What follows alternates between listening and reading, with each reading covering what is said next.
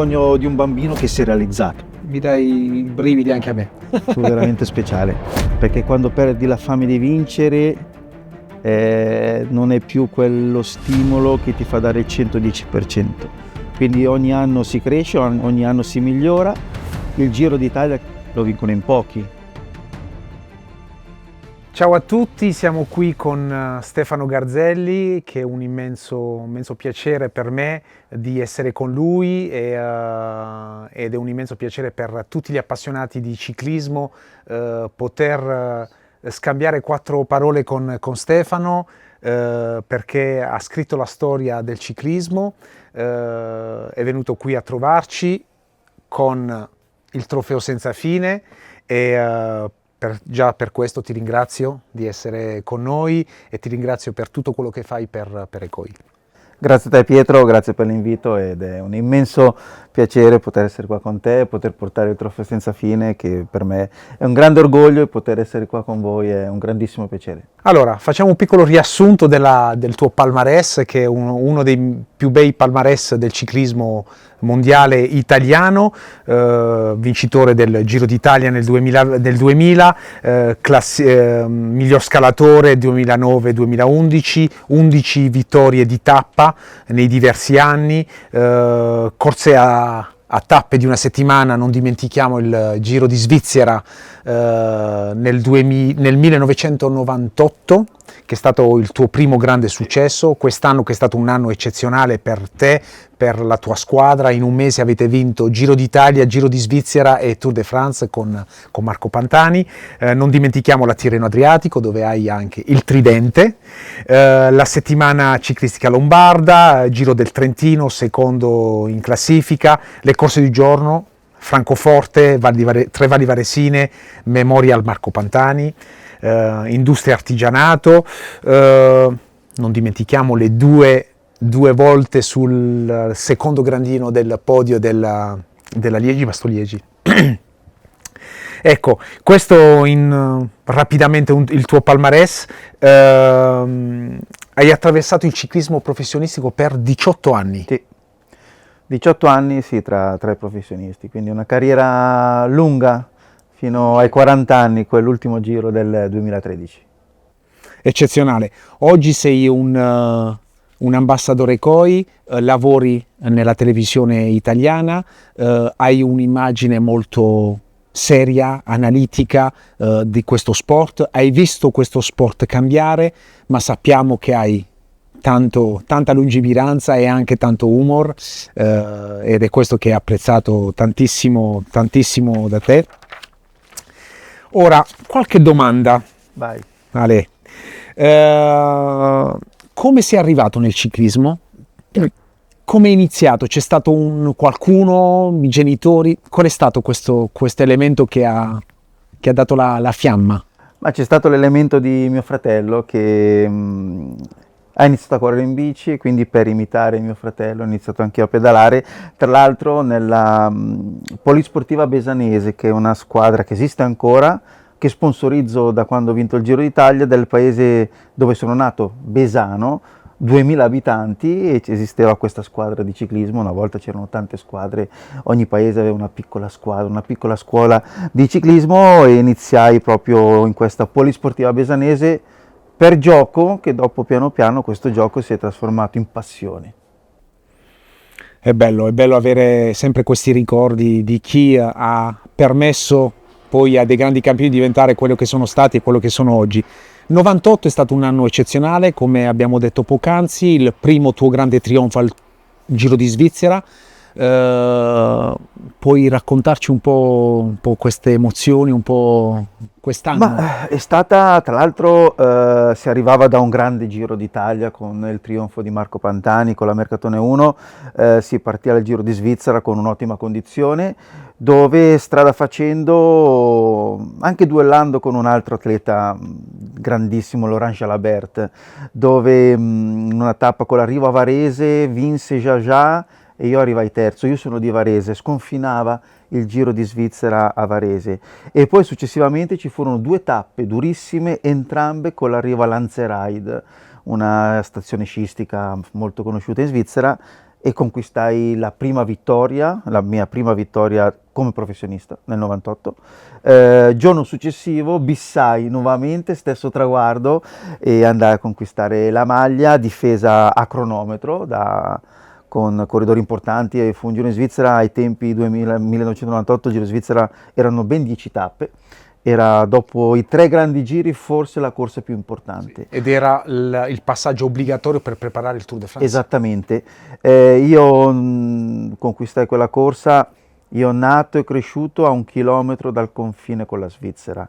Mio padre ha sempre lavorato in Svizzera, quindi ho sempre avuto un ottimo rapporto con la Svizzera, e quindi vincere nel 98 quella corsa, devo dire che mi ha aperto una strada importante, mi ha fatto conoscere come corridore per le corse a tappe, anche al pubblico mondiale. Quindi sì, fu la prima grande vittoria che mi ha fatto conoscere a livello internazionale. Ora una domanda particolare per quanto riguarda quest'anno particolare, la vittoria del Giro d'Italia. In quale momento esatto hai capito che potevi vincere il Giro d'Italia? Ma è difficile, no, c'è un momento esatto, che però è venuto dopo tante tappe. Avere in squadra Marco Pantani inizialmente non è stato così semplicissimo, ma poi alla fine tutti conoscete quello che ha fatto sul Colle dell'Agnello e sull'Isoar. Se voglio ricordare un momento, mancava 1 chilometro al termine della penultima tappa, una cronometro durissima, Monginevro e Sestriera, cronometro. Al giorno d'oggi ce le sogniamo, mancavano 1500 metri al traguardo, ancora la pelle d'oca. Ai tempi Martinelli, che era il direttore sportivo della Mercatone 1, aveva seguito Marco Pantani, mentre alle mie spalle era presente Alessandro Giannelli, che ora è uno dei capi anche di RCS, e mi disse questa frase: vai Stefano, che la tua maglia gialla si sta trasformando in rosa. In quel momento capii che stavo andando a vincere il Giro d'Italia, che è un sogno di un bambino che si è realizzato. Mi dai i brividi anche a me. Fu veramente speciale. Perfetto, effettivamente Marco Pantani in questo anno si capisce che deve dare tutto quello che ha per aiutarti in questa vittoria, e sono delle cose, dei ricordi indimenticabili, perché Marco è nei cuori e nella testa di tutti ancora oggi, e tu che ci hai passato tanto tempo insieme, e soprattutto quando fai dei sacrifici con qualcuno, quando sei là a pedalare, a soffrire con qualcuno, tutto è raddoppiato, tutto è moltiplicato, le emozioni sono ancora più forti, perciò penso che è ancora più importante per te. Ma è un'emozione importante. Devo dire che sono stato un corridore privilegiato, perché credo che nella storia Marco non abbia fatto da gregario a nessuno. È vero. Solo a me. Se vuoi ti racconto proprio l'aneddoto, il momento che è ancora cristallizzato nella mia mente. Stavamo scalando il Colle dell'Agnello a 2700 metri di altitudine, eravamo rimasti in 4, io, Casagrande, Simoni e un altro corridore, e sai il tifo, la gente che grida. Ok, passiamo. 2 tornanti sotto sentiamo gridare ancora più forte. Non capivo il perché. Il perché lo capisco quando dopo lo scollinamento arriva un corridore, mi tocca e mi dà una borraccia. Era Marco Pantani. Eccezionale. Scendendo il Colle dell'Agnello. Quindi io, guardandolo, che ci fai qua? Perché era un Marco Pantani che in quel giro non andò particolarmente bene. E poi dopo fu fondamentale soprattutto nella salita e nella discesa del Col dell'Isoar, dove siamo rimasti in 4, io, Simoni, in ottima condizione, la maglia rosa Casagrande, e pensate, lui in quella giornata, che aveva una giornata fantastica, rinunciò alle ambizioni di vittoria. Una vittoria che andò a Lanfranchi, e quando Marco vise che ero, tra virgolette, al sicuro per lottare il giro nel giorno successivo, attaccò e arrivò secondo a Briançon. Quindi fu una giornata ricca di emozioni, di momenti, e devo dire che sono stato fortunato nella mia carriera avere un corridore come Marco, e fortunato anche aver lavorato per lui in quel 98, sì, quando conquistò lui la maglia rosa. Sì. 2003 hai terminato secondo al Giro d'Italia. oggi hai qualche motivo di rimpianto o è una cosa piuttosto sei orgoglioso di questo secondo posto? Ma io rimpianti non ne ho, perché nel ciclismo si vince e si perde e le sconfitte le devi accettare. Però fu un giro dove partì molto bene, vincendo 2 tappe, andando in maglia rosa, e ci fu una giornata particolare e mi fa sorridere. Una tappa durissima, si faceva una salita la Fauniera sotto acqua e grandine, scolliniamo, io mi stacco da Simoni che ai tempi era la maglia rosa, in classifica ero seconda a 30 secondi. Chi scollina con me? Marco Pantani, però era di un'altra squadra, io ero la Vini Caldirola e lui era la Mercatone 1. Giornata di grazia per Marco, discesa con la grandine, l'asfalto bianco, finisce la grandine, però piove e fa freddo, discesa lunghissima, io mi gioco il giro, io devo rientrare su Simoni, giusto? Sì. Arriva una curva a sinistra, la faccio troppo forte e mi schianto contro un muro. Chi c'è dietro di me? Marco Pantani. E si schianta contro un muro anche lui. È una famosa immagine che ce l'ho sempre nella mia mente. Io chiaramente sono secondo in classifica, io devo ripartire, sì o sì, mi gioco il giro, lui no, rimane là. Poi dopo successivamente, il giorno successivo, fece quell'ultimo scatto sulle cascate del Toce, ma il giorno precedente cadde con me, quindi il nostro destino è stato sempre legato. Arrivai in quella tappa perdendo 7 minuti e 20. Arrivai secondo al giro 7 minuti e 30.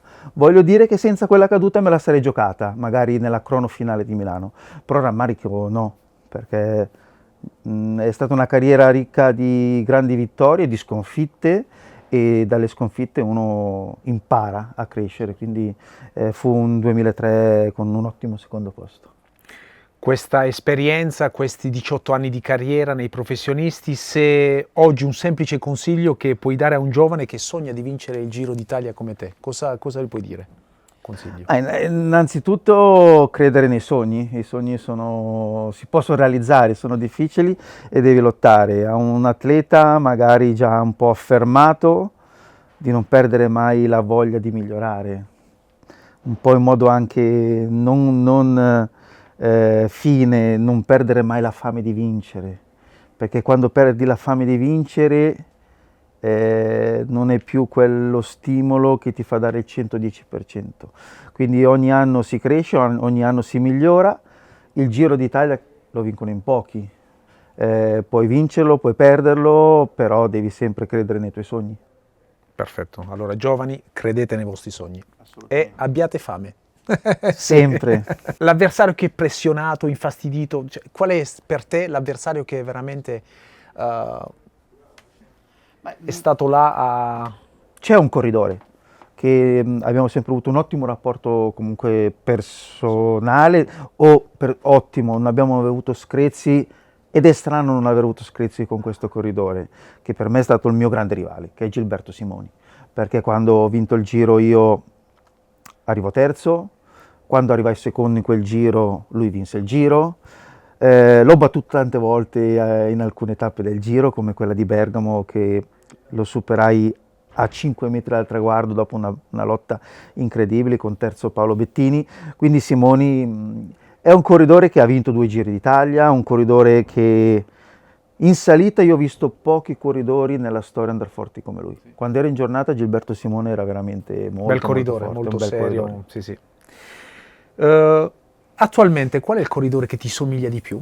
Perché tu eri buono dappertutto, scalatore, rapido negli sprint, un'ottima visione della corsa. Oggi qual è il corridore che possiamo dire che ti somiglia di più? Beh, è giovane, ne parlo da un po' di anni, è la speranza italiana. Io credo Giulio Pellizzari in alcuni frangenti mi assomiglia, è un corridore che va forte in salita, va bene a cronometro e anche veloce, perché anche l'Atirreno Adriatico è arrivato secondo, io forse avevo uno spunto più veloce. È difficile trovare dei corridori, soprattutto nel ciclismo moderno dove tutto è molto più metodico, controllato, però Giulio Pellizzari, dovuto al fatto anche che è italiano, è la grande speranza italiana che possa riconquistare un grande giro, penso che sia lui, spero che lui sia contento che mi possa paragonare a lui. Ora parliamo di cose che non sono belle, però fanno parte della carriera di un corridore. Nel 2010 ha avuto un grave incidente. Questa è stata una prima volta pensi che hai detto che la bicicletta vale la pena fare tutti questi sacrifici quando si hanno degli incidenti del genere, o cosa ti è passato per la testa? Ma fu un incidente, tra l'altro a Varese, io sono di Varese, e un piccolo aneddoto, se mi permetti. Io ho 4 figli, come sai, ed erano presenti, era una delle prime volte che veniva mia moglie con tutti i 4 figli abitando in Spagna. Io sono di Varese, ero uno dei grandi favoriti di questa Trevali Varesine, succede questa goduta dove mi spacco lo zigomo in 3 parti, mi apro il mento, mi faccio abbastanza male nel viso. Passa un'ambulanza a tutta velocità sotto il traguardo e mia moglie dice: poverino quel ragazzo che c'è dentro. Dopo un minuto lo speaker dice: brutto incidente, brutta caduta di Carzelli, trasportato in ambulanza. Mia moglie sbiancata e quindi però dopo successivamente andai all'ospedale, niente di grave nel complesso. No, in quel momento non ho pensato di lasciare, chiaramente avevo già 37-38 anni, quindi ero già un po' al termine della carriera, però dai, ho pensato dai, è successo, fortunatamente poteva andare peggio e dopo ho corso ancora per un paio d'anni. Bravo. Oggi, dopo 40 anni, fino a 40 anni in bici, ad altissimo livello, qual era il tuo segreto per mantenere questa motivazione? Perché, come dicevamo prima, è veramente tanti sacrifici, tante rinunce. Cosa bisogna pensare o cosa bisogna dirsi ogni mattina per dire ok, riparto?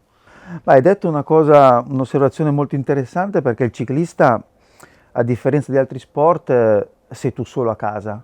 Piove, fa freddo, fa caldo, deve avere la motivazione di uscire in bici, non è che è un allenatore che ti aspetta alle 10 per andare a allenarti con la squadra, quindi è un dettaglio molto complicato. La motivazione è perché io sono arrivato al professionismo relativamente tardi, dopo 5 anni, quindi ho lottato tanto, un anno dopo un altro, e dopo sono arrivato, ho detto adesso che sono qua non devo sprecare l'occasione, e quindi il mio segreto è sempre stato, quando arrivavo al culmine, al termine di una stagione, positiva o negativa, entrambi, anche sia quando ho vinto il Giro, era ripartire da zero, non dimenticare, mettere da parte i ricordi, mettere da parte quello che avevo vinto, quelle premiazioni, quelle emozioni, tenerle lì, però partire da zero e ricostruire ogni anno nuovamente, fisicamente, mentalmente, la mia forma. Piano dopo piano. Esattamente, quindi questo è un po' stato il mio segreto di arrivare a una certa età ancora abbastanza competitiva. Bel segreto. Oggi trasmetti questa passione a dei ragazzini, perché grazie alla tua Stefano Garzelli Team hai un'accademia in Spagna con tantissime persone. Quando vedi un bambino di 6 anni sulla bici, ti ritrovi un po' in lui? Quali sono le emozioni che ti vengono? Perché è bello trasmettere il sapere, perché il sapere bisogna trasmetterlo, altrimenti muore con la persona. Questa è una frase che è stata scritta alla Sorbona durante la rivoluzione studentesca: un pensiero che non si rinnova è un pensiero putrefatto, perciò bisogna sempre trasmettere. Ma certamente, quando vedo un bambino sorrido perché a volte li vedi impacciati, a volte li vedi cadere, a volte li vedi migliorare, e quindi cerchi sempre di dargli dei consigli. Quando cadono rialzati, perché da grandi nella vita ci saranno sempre dei momenti difficili, dal momento difficile devi ripartire, da una piccola caduta in bici riparti e dopo diventi ancora più forte.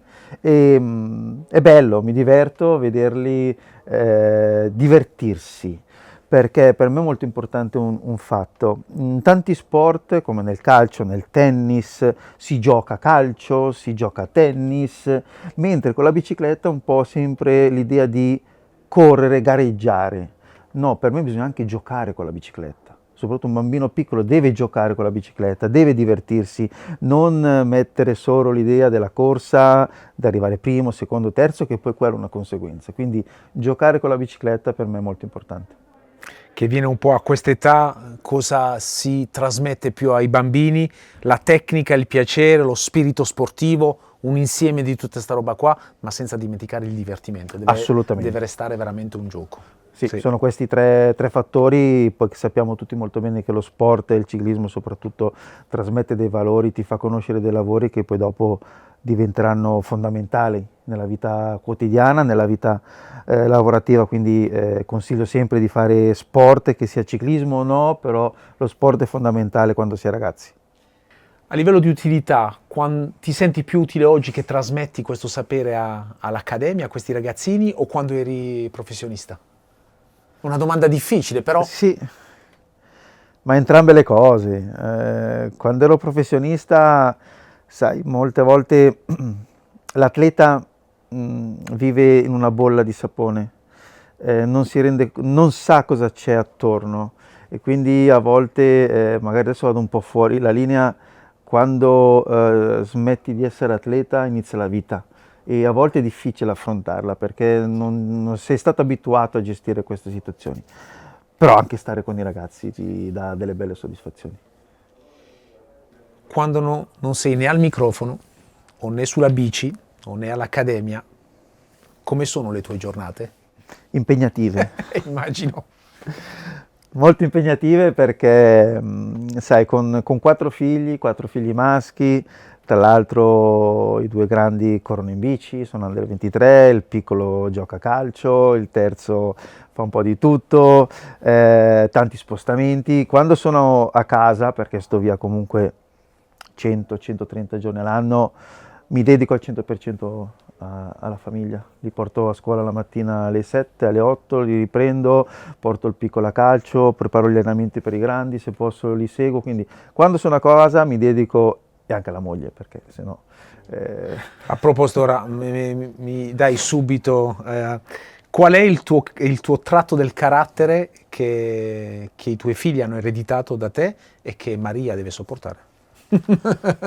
È la testardaggine sotto alcuni aspetti, quella di cercare di voler conquistare un obiettivo e magari non aver pazienza. E a volte anch'io ho commesso l'errore di essere troppo spontaneo in alcuni frangenti e forse quella parte, però devo dire che il carattere spagnolo lo hanno preso bene ed è una buona parte perché riescono a gestire situazioni che magari noi italiani la gestiremmo con molto più nervosismo, invece a volte con la calma, con la parsimonia si possono arrivare a dei risultati quasi inaspettati. Io ho finito tutte le domande, prima di tutto volevo ringraziarti di nuovo per tutto quello che fai per noi, per quello che hai fatto per il ciclismo, ti ringrazio personalmente perché abbiamo un ottimo rapporto, ci sentiamo spesso sì. E per me fai parte effettivamente della storia del ciclismo italiano perché mi hai fatto vivere delle emozioni e anche tutti i clienti e poi il nostro pubblico ti ringrazia, lo faccio io al posto loro. Grazie mille, grazie a te Pietro, grazie per tutto, di avermi fatto entrare nella famiglia COI, una bella famiglia importante con persone vere, quindi non posso che essere contento di essere qui con voi. Grazie a te. Grazie. Ciao. Ciao.